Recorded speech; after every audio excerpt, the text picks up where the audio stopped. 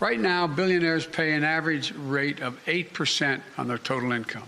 8%, that's the average they pay. Now, I'm a capitalist, but if you can make $1 billion, great. Just pay your fair share. Pay a little bit. A firefighter and a teacher pay more than double the tax rate that a billionaire pays. That's not right. That's not fair.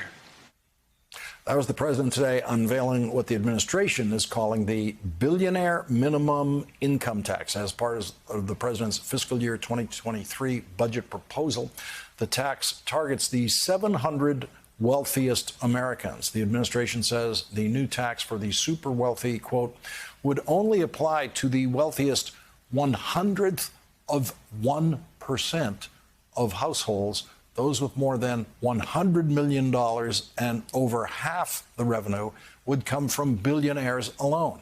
It would ensure that they pay at least 20% of their total income in federal income taxes.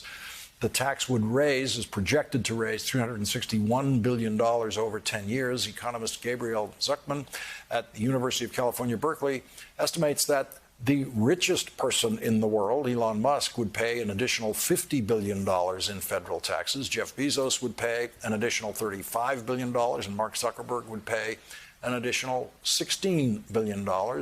Joining us now is Democratic Representative Katie Porter of California. She's a member of the House Oversight Committee and the deputy chair of the House Progressive Caucus. Thank you very much for joining us tonight, Congresswoman Porter. How will this tax work, since it's aimed at wealth as opposed to income? So the basic idea here is that billionaires earn income that escapes the ordinary tax system. For most of us, a dollar we earn is a dollar that we put on our tax returns.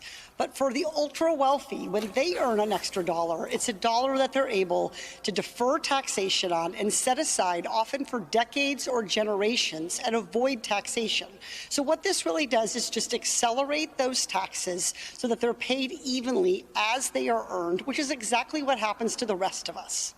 To be clear, this is a minimum tax. If you are an ultra-wealthy individual, and believe me, if you're one of these handful of people in this country, you know it. If you are one of the handful of people in that 0.01%, then this simply makes sure that you're paying no less than 20% of your taxes. If you're already paying 20% of your taxes in your income and taxes, this tax doesn't do anything to you. This is simply about making sure that we hit that minimum of 20%.